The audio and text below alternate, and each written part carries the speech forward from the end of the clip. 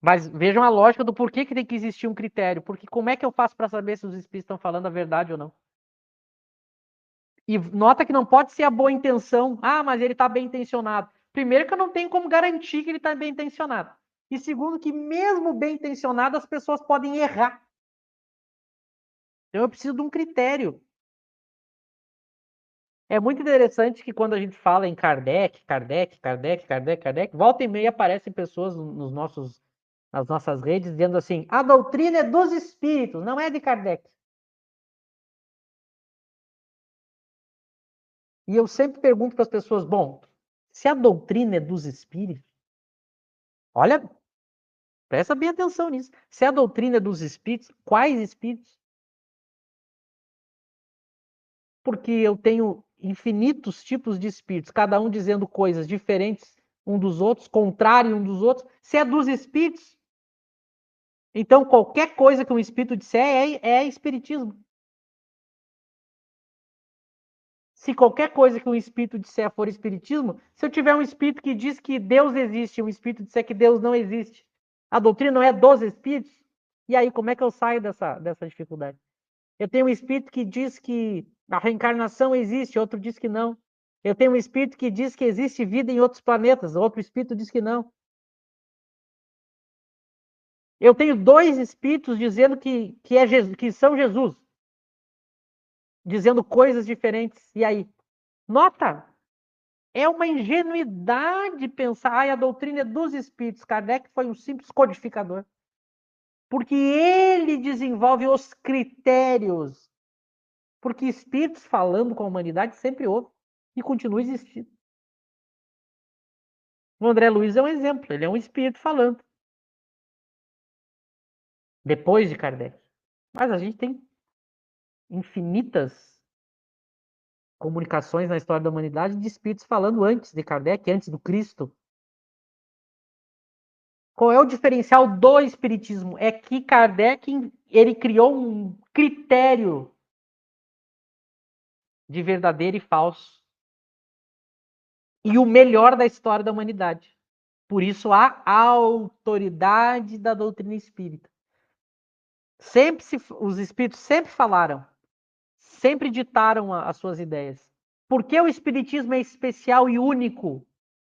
Porque ninguém fez dentro dos critérios que Kardec fez. E como o critério que ele criou é o melhor, logo a doutrina espírita é a melhor, logo ela é a que tem mais autoridade. Então eu não posso pegar a informação de um espírito e trocar pela melhor teoria. Não faz nenhum sentido. Não faz nenhum sentido. Vou usar um exemplo aqui grosseiro, Lauro. É a mesma coisa que você for voar de avião para ir para a Europa e eu digo assim, não, não, não. Eu criei um avião aqui nos fundos da minha casa, Lauro. Não vai para aquele lá não, lá, da empresa. Vai com o meu. Quem é que vai confiar? Por quê? Porque a gente sabe da questão da qualidade, da segurança, dos critérios que aquele produto foi feito. Quanto mais criterioso ele tem, mais segurança ele oferece, mais credibilidade ele tem. Ninguém troca. Ninguém troca algo de extremo qualidade, rigor, segurança por algo duvidoso.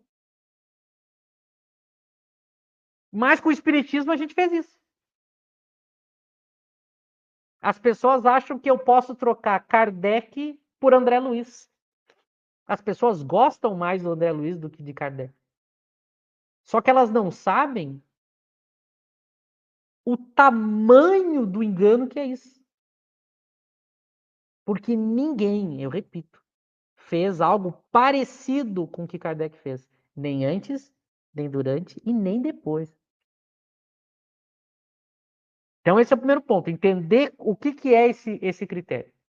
E a gente começou essa segunda fala aqui dentro da questão do Lauro, né? Ela não é simplesmente, vários espíritos disseram coisas iguais em vários pontos do mundo, então é o controle, não é, isso é uma visão incompleta do controle. Eu vou mostrar um texto, pode abrir o texto, Lauro, faz favor, Eu vou mostrar só uma frase, para a gente não se alongar, porque a ideia não é ficar no texto, né? Quem quiser ver o texto inteiro ser discutido, eu estou gravando lá no Projeto Nosso Lar, né? Mas tu vai no 8º parágrafo.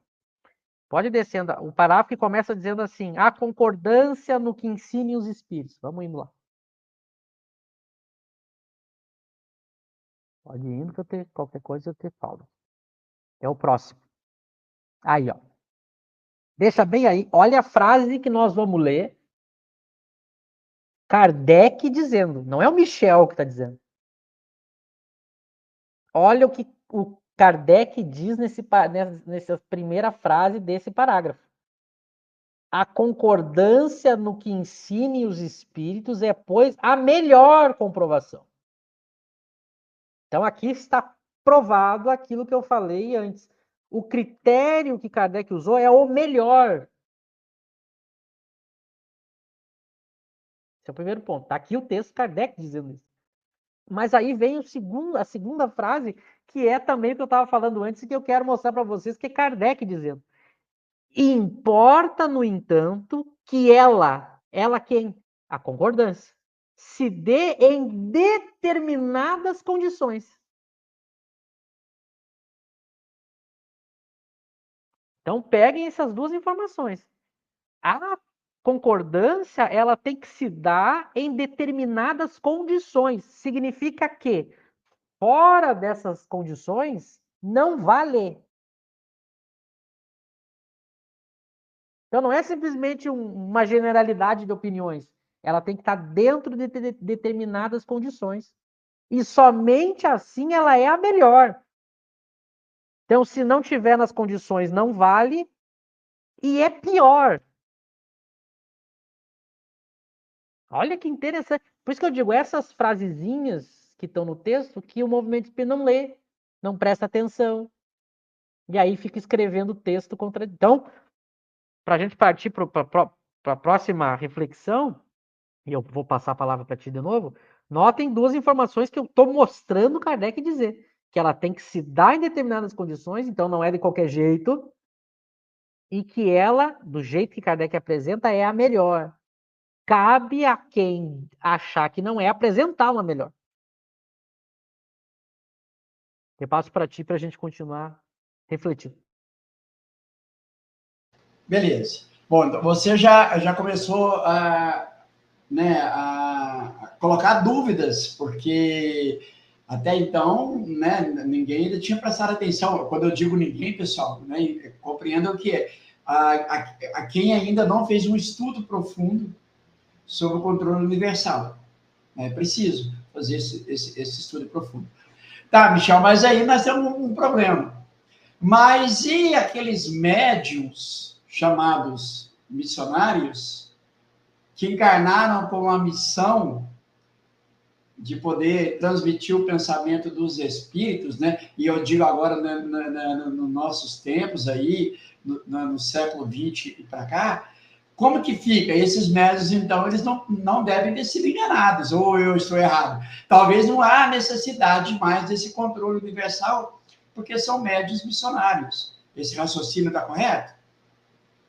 Aqui vem um outro ponto que nunca esteve no controle universal. Kardec nem coloca isso como nenhum ponto do controle, que é a questão do médium. Como se o médium fosse algum parâmetro para o controle universal. Ele nem coloca isso. A gente criou depois, o que eu digo, a gente criou depois a ideia de que o chamado controle, entre aspas, universal que o movimento espírita brasileiro criou foi: se o Chico recebeu, é verdade, se o Chico não recebeu, é mentira. Esse foi o controle do século XX do movimento espírita brasileiro. Qual era o critério? Qual é o critério de verdadeiro e falso do movimento espírita brasileiro? Se o Chico psicografou, é verdade. Se ele não psicografou, aí também depende se a gente vai escolher ou não como verdade. Olha só como se criou outra coisa. Passou a ser algo baseado numa pessoa.